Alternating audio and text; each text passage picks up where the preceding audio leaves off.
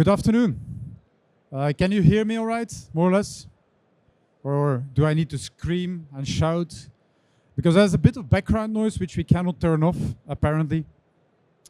Anyways, good afternoon. Are you enjoying a little bit the Cybersec festivities? Yeah. Collected some goodies already, left and right. What's the best one that you already got? Nothing yet? Yeah, a pen, that's nice. What about cups? Did anybody have a cup already? No? Anybody wants a cup? Oh, here you go. Here you go. I'll give the rest a little bit later on, in any case. Yeah, we also have these types of things, which are... He doesn't like it.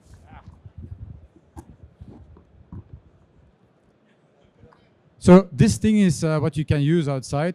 It's still raining outside. So I can continue doing my speech like this, but that's not really useful either. This is another interesting thing that you can receive. But then you have to join us on the LSEC booth, the Kiss Me booth. Anyways, this is yours, Jan. So, all right. My name is Ulrich Seldesachts. I'm here today together with my colleague Jan Guldentops.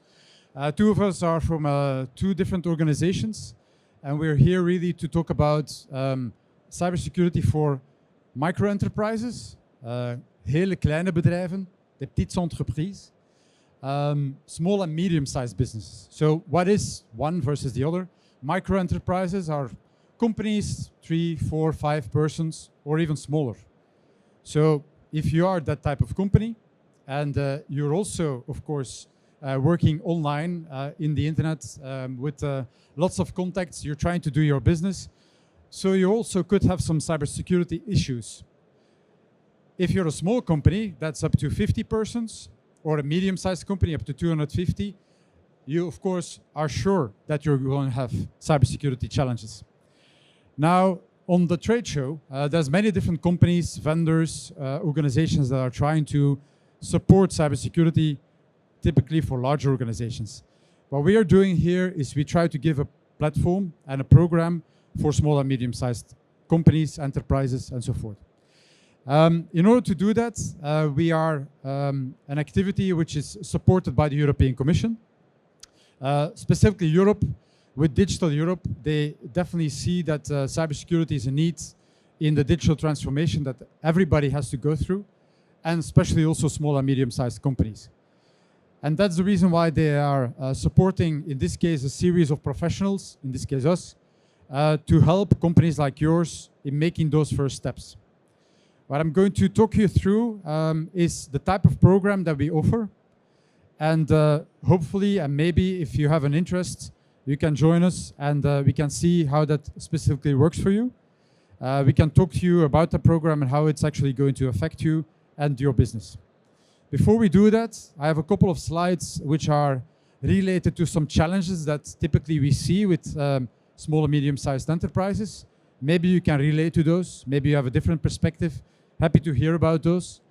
But I'll hand over the word now first to Jan, who has been working very actively with organizations which could be also considered small and medium-sized. They're not companies, but for instance, public authorities, administrations, some of them which we are very knowledgeable of because they were in the news. And let's hear a bit about his experiences and best practices, some of the key learnings that he has seen by really supporting those organizations in their cybersecurity improvement. Jan? Okay, good afternoon. Something very strange. I have a very distorted view of the world. People call me when things go wrong, right? That means I see a lot of problems. I see always misery, hacked systems, people who don't have any data anymore. And it forms your view of the world. I am a pessimist. But you know what a pessimist is? It's a well-informed optimist, right? So we live in dangerous, but in my opinion, interesting times. Last year, I had a couple of run-ins with organizations that were in very much trouble. I took the nicest one out of there. One of them is this one I prefer most. This is the city of Dist. Who has ever heard from Dist? Right?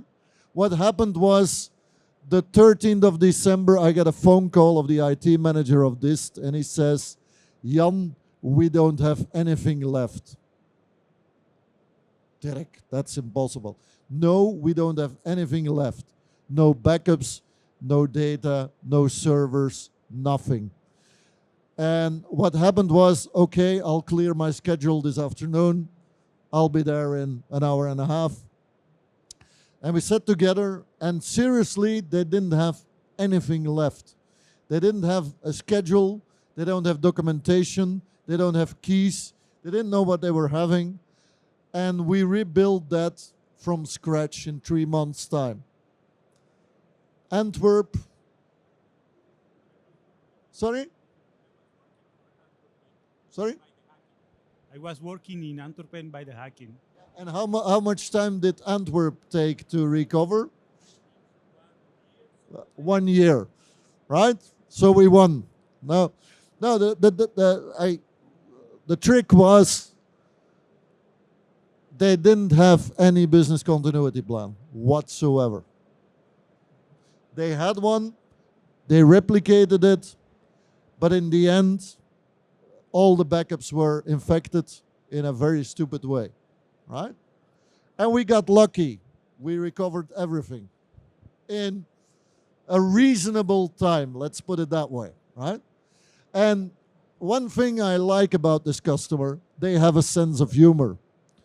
They created these badges for all staff with saying, I survived the 2022 hacking, right? But we're all in this case, right? We're all digital, always online. Data is the new gold, and everybody is a target, right? And one of the things that really bother me is you guys, the small and medium enterprise, and especially the small, are forgotten. Nobody in this area really wants to sell you security. Why? Why is that? Because they can't make any money, or they think they can't make any money. That's one of the reasons we started with KISME. Also, another thing to remember is hackers are in it for the quick money. So that's one of the things you have to keep in remember. You have to put enough level in there to survive. And last but not least, government is putting high demands on you guys, right? We're going to NIS2. You'll have to comply one way or the other if you want to supply goods and services to certain companies. You have to comply with NIS2. And that's not going to be easy, and that's going to be a lot of work. So, you don't have a zapper? Now, one of the things you should know, there are 3 certainties in life. You have debt, you're going to die. You have taxes, you will have to pay taxes. But, and that's very important, you will get hacked and have to deal with cybersecurity. It's inevitable. It's gonna happen. And know, whatever these people on the trade floor are telling you, there is no single solution to help you with this. Not even AI, right? Every vendor here talks about AI. Ask them exactly what they mean. 99.9% will not be able to explain you what they're doing. It's just a buzzword, like cloud was, right? And the best security product is between your ears. It's common sense. One of the big mistakes is that you need to leave security to the professional. No, a manager, a CEO knows best what happens in his company, needs to put the great lines out. And it's going to become a permanent process. You will have to work until you sell your company for a lot of money on security. It's going to be a permanent process. And people who ever worked with quality, who's ever worked with a quality, an ISO 9000, right? They will hear PDCA, Deming Circle, plan, do, check, act. You know, on the hill, you will have to be doing that until the end of time. Just like you're doing that for taxes, just like you're doing that for BTW, it's going to be an eternal process. One of the reasons why KISME as a consortium is so important is that we are going to try to help the downtrodden, forgotten small and medium enterprises getting this on the road. But Ulrich can talk about that better than I do. Thank you so much, Jan.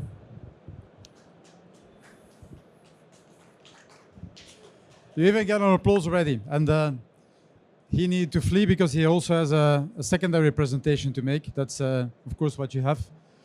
So I'll follow up with some of the doom and gloom that Jan was talking about, but I'll present it in a slightly more positive way.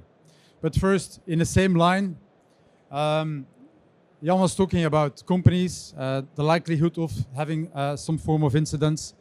We can see it also from a statistical perspective. I mean, we see that from the numbers that are being reported from companies throughout Europe that incidents happen. Incidents cannot always be identified from where they actually happen. I don't call it hacks because we don't really know if it has been a hack or something. But some form of cybercrime that has happened. Quite a number of medium-sized companies that see that as well. And next to, of course, the cities and the communes that Jan was talking about, we have also seen a number of companies here in Belgium, like Duvel, that have been had their incidents as well.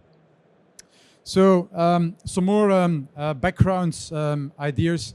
So why is this happening with small and medium-sized companies? You would question yourself.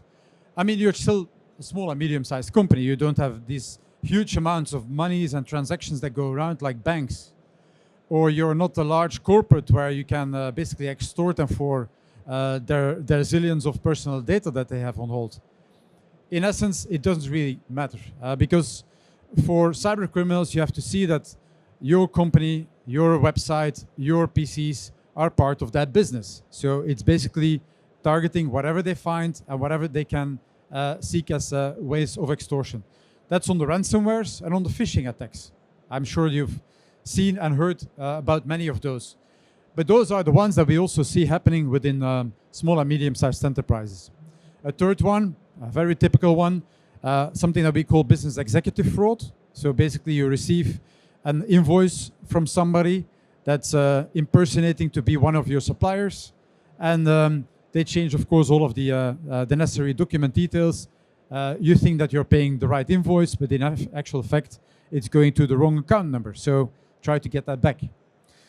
Now, what do companies try to do with that? Well, usually companies have a sort of cybersecurity team. Large companies, they have CISOs, they have security officers. A central cybersecurity information security officer, for instance. As medium-sized companies, you're typically like 40, 50 people, and you're not really going to target, let's say, finding a new CISO because you have many other things to do. You might be a production company having 5 persons working in administration and 45 on the production floor. There's no space or time or even the need for a cybersecurity officer, obviously.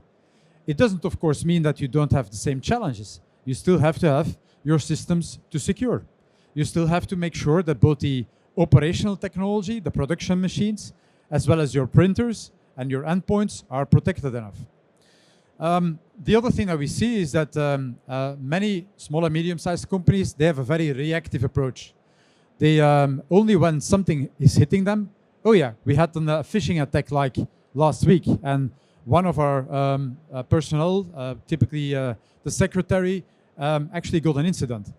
And as a result, of course, the impact is that the rest of the company is also being infected.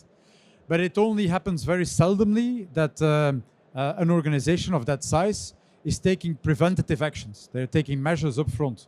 So it's very much a reactive type of thing. So we have a specific target with our KISME activities. We focus on SMEs, both large, medium, small, with a high, medium, and low level of maturity, as we call it. And then in some specific target sectors like retail, commerce, industry, or high tech. We can also do others, obviously. But those are the target activities that we would like to focus to. Why? Because we see that there are similarities to be made. No company is the same. Every SME, microenterprise is unique. Everybody has a unique way of working. Everybody has a different type of system configuration, has different types of applications that they're running. That's what we take into account. All of you have different types of risk profiles. All of you are working in different types of environments. So we want to take that into consideration. However, we do see that there are similarities with, for instance, a web shop that has been around for 20 years and that has been working with the same type of suppliers for those many years. We'll get back to that in a second. So that's the reason why we have these as target audiences. The level of maturity is basically where you're saying, I really don't know anything about cybersecurity and I actually don't even want to know. Well, for us, that's not really a good answer. We want also your engagement, of course. But you don't have to be an expert in our case to work together with us or have us working for you. But if you're on the other side, a relatively experienced person, you have already done your installations, you have done your asset discovery, you've implemented firewalls and done endpoint protection in all of those aspects, well, even then we can also support you. So getting to a couple of examples in a second, but maybe a bit on who's behind this. So we are a partnership of 13 entities. Some of them are commercial vendors having solutions, European solutions though. All of us have been selected because we are European cybersecurity providers and expert companies, and we provide our services and our technologies to European companies. Some of the entities that you can see here, like Uniso, it's not really a cybersecurity company, I know, but they are very close to what small, medium-sized companies are today, what they know, what they need, how they work, and how we can interact best with you. Same is true for organizations like L3CE, our Lithuanian partner, or Cross-Border Commerce. So we have partners from across Europe, but also quite a majority from Belgium. So you will be able to get actually also very local support. So we see basically cybersecurity as a process. We start actually by listening to you. Who are you? What's your business? What's your profile? How can we help you? We listen. You have to tell us a little bit about your situation. We will ask you to maybe fill in a sort of a mini assessment. So we try to understand more in a formalized way. These are the challenges that you might be facing. That's a structured questionnaire, 25 questions. It takes you 10 minutes. If we do it together, it might take you 7 minutes. And this way we can get a bit of a feeling, and you yourself as well. What are the different priorities? What are the things that you have been focusing on maybe already, but maybe other things that you might have forgotten? Like, do you have a cybersecurity policy? You might not have it. It's not the end of the world. Maybe you've been focusing more on, I'm doing endpoint protection, which is fine. And so we learn together basically where some of the deficiencies are. And from that learning process, we also try to understand how we can better improve and also where your priorities would need to be, again, from our own experiences. We try to define some end goals together. This is where you need to go. We will do that. We will do a first interaction for a period of maximum 3 months. Why 3 months? Because we know that we can help you within those 3 months, but we also want to have your engagement so that's not going to slip towards the end of the year or next year. No, we also want you're engaged and making sure that you participate in the interactions. We will tell you what your cybersecurity issues are, but you have to listen to us, obviously. And we help you with compliance. Jan mentioned NIS2. I don't want to dwell too much on what NIS2 is all about, but let's say that it's a new type of regulation that is there today, that has been voted by the Belgian government a couple of weeks ago, and it's coming out of the European legislation. I will actually demand from you that you also need to comply to this cybersecurity requirements. Not for all of SMEs, but it's a good exercise to start working to, because in a couple of years it will be applicable to all SMEs. So we will provide advisory, which is a first step in helping in your maturity. With the advice, you can put it next to you, or you can take it and actually do something with it. Secondly, we will help you identify some of the challenges that you will be faced with, for instance, by doing some asset discovery. And thirdly, we'll help you do prevention. So those 3 steps is what you can expect from KISME, the different partners, not only those partners, but also others. And we will help you with the measurement of the maturity, as I mentioned. And so some of the solutions that we bring to the table, they can be on the level of network, but they can also be on the level of making sure that you can provide this level of compliance, certification, or at least visibility. If you're an industrial company, we have solutions for those too. If you're more mature, for instance, you're developing your own applications, you build your own services or maybe even products, and you put them in the cloud, we have a whole team that's there to help you with your application security as well. So those things you will be able to find. You can take pictures, as many as you want. You can also find the same slide deck on the website of KISME, where I'm actually presenting in the same way. So you find exactly the same things. Getting to the core of what I wanted to bring as a message to you today are a couple of the companies that we have been helping in the meantime. A first company is a web shop, micro enterprise, 3 persons, have been around for 20 years. They've been developing their website on, as usual, open source applications, not very knowledgeable about cybersecurity, but at least they are aware that they need to do something about it. They think they are cyber secure because their website is hosted on one of the large hosting companies here in Belgium. What we did is we got first into an interaction. As I mentioned, we understood, okay, it's a company that tries to sell shirts online, made to measure, actually already for many, many years. The company is called Bivolino. And together with the team, we said, okay, why don't we do first a discovery to see how many vulnerabilities or potential security issues your website, the thing that's customer facing, that you work with on a day-to-day basis, that's bringing you new customers, has. So we did an analysis that took about half a day. We presented the results and we gave them a list. These are the things that you need to do. They tried to implement those together with their hoster. They were not able to do that. Not by themselves, as the company Bivolino, because they didn't have the technical expertise to do so, and neither did the hoster. And the hoster said, well, yeah, you can ask us this, but there's nobody here inside our company that's capable of doing this for you, unless we hire somebody in at an expensive rate to do that. This is your website. This is your day-to-day business. This is what actually brings you money, what you have to interact with your customers. So for them, it's really a crucial element. And the place where they host this cannot help them? Really? Exactly. So what we did is we hired somebody in, one of our team. In this case, it was Jan, the person that you just saw. So together with the management of Bivolino, they sat together in a call during 2 hours, and all of the necessary improvements were made. It was as simple as that. So just a short intervention of an expert. The next thing that we did is we investigated what's the backend looking like. I mean, the website is connected usually with all sorts of third-party suppliers, APIs, what we call. So application interfaces where the 2 parties connect. We did an investigation, and of course, those APIs were vulnerable and actually leaking data, as you might, but in this case, we already knew it in advance, what you could expect. So this is a work in progress. It's not yet finished, but we do see that there is improvements already happening. Put in place some application security firewalls, but some other things need to happen, of course, on the side, the 2 sides of the applications in order to make it work. The third level is we went to investigate, okay, what about the team itself? can we maybe also help them, and do they have the necessary tools in place? And we saw that they had actually quite a lot of cybersecurity on their laptops, on the servers that they use internally. So most of that was fine, but we also suggested some improvements there.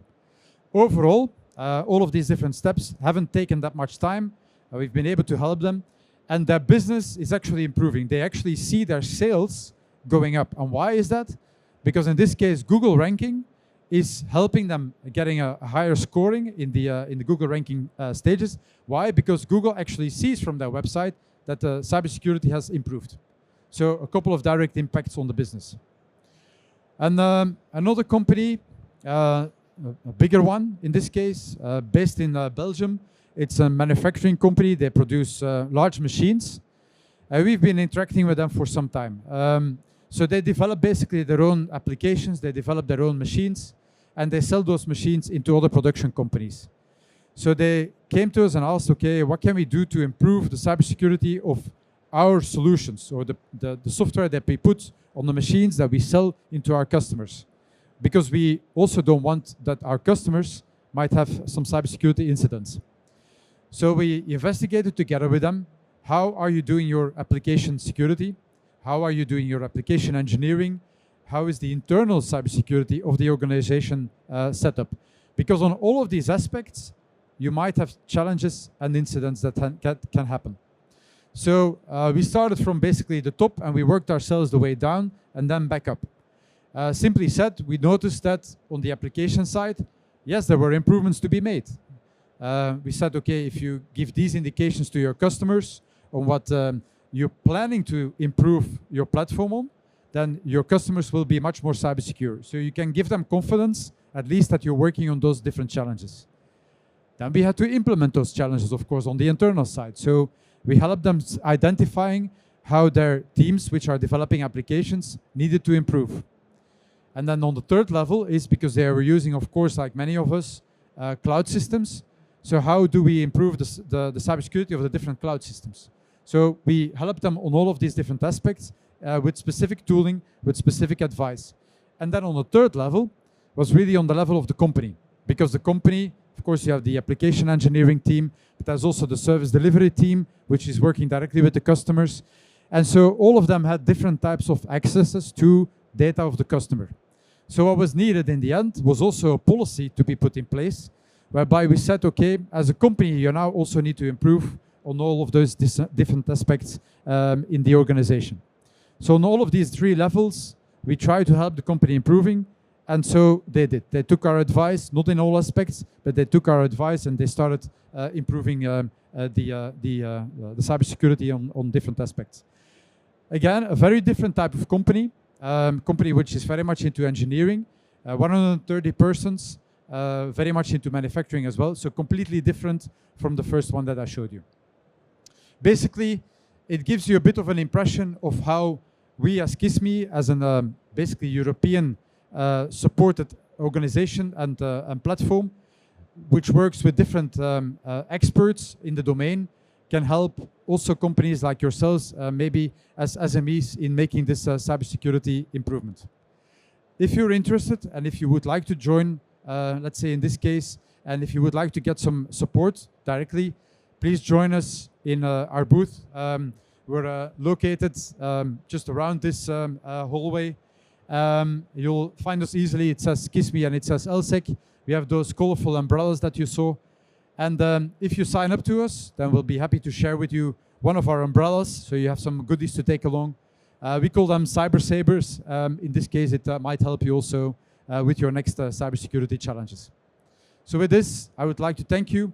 If you still would like a cup as well, come over to me and then I'll be happy to hand one over. Thank you very much for your attention and your interest, and hope to see you shortly.